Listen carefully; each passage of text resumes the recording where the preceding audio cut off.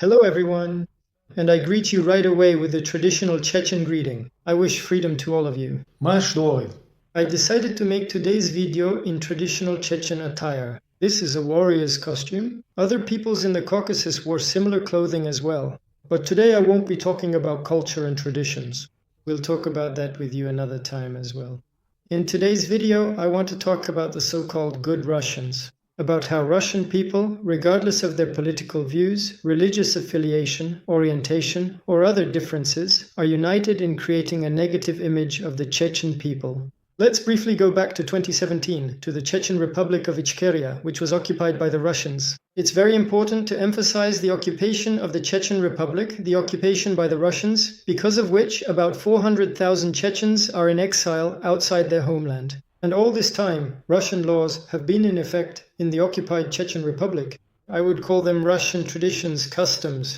The media began to draw significant attention to the ongoing topic of mass persecution of LGBT people in the Chechen Republic. Chechen society as a whole practices traditional values. And nevertheless, there has always been, albeit a tiny fraction, a presence of people with non-traditional sexual orientation in Chechen society. However, no one has ever physically persecuted these people. But now, after the Russians established their occupation administration in the Chechen Republic in the form of a puppet regime, they carried out mass killings of LGBT people, as well as simply those with dissenting views, who were also added to this list. In connection with these events, Russians living in the West, particularly those working in Western media, promptly and actively became active. This topic caused an explosion in the media space. As a result, Russians working in human rights organizations in the West brought out hundreds, if not thousands, of people to demonstrations. However, the demonstrators' slogans were not directed at those responsible, but at the victims. That is, the slogans read, "Chechnya, stop the violence," instead of addressing Russia. "Russia, stop the violence in the occupied Chechen Republic." In this way, everywhere, Russians try to shift the responsibility for their crimes onto the suffering Chechen people, who are their victims. Another incident took place in 2020, when the Telegram channel Adat, which at that time was closely cooperating with Russians, provoked a young man named Salman Tibsurkev into using obscene language, which he posted as comments about representatives of the occupation administration in the Chechen Republic, as well as their relatives. They tracked the guy down. He was in a Russian city, far from the Chechen Republic. He was detained there by law enforcement officers and taken to the Chechen Republic. After that, in public and on video, they forced the young man to sit on a bottle. That is, they stripped him naked and made him rape himself with a bottle. Then supposedly this guy was released and he was immediately contacted by Russians working in Western media. He was interviewed, in which Salman literally said the following words, that allegedly, among Chechens, it is customary to punish obscene language directed at women by either forcing someone to sit on a bottle or by killing them. And he was given that choice. He chose to sit on the bottle. Immediately, the Russians spread this news through all the Western media outlets.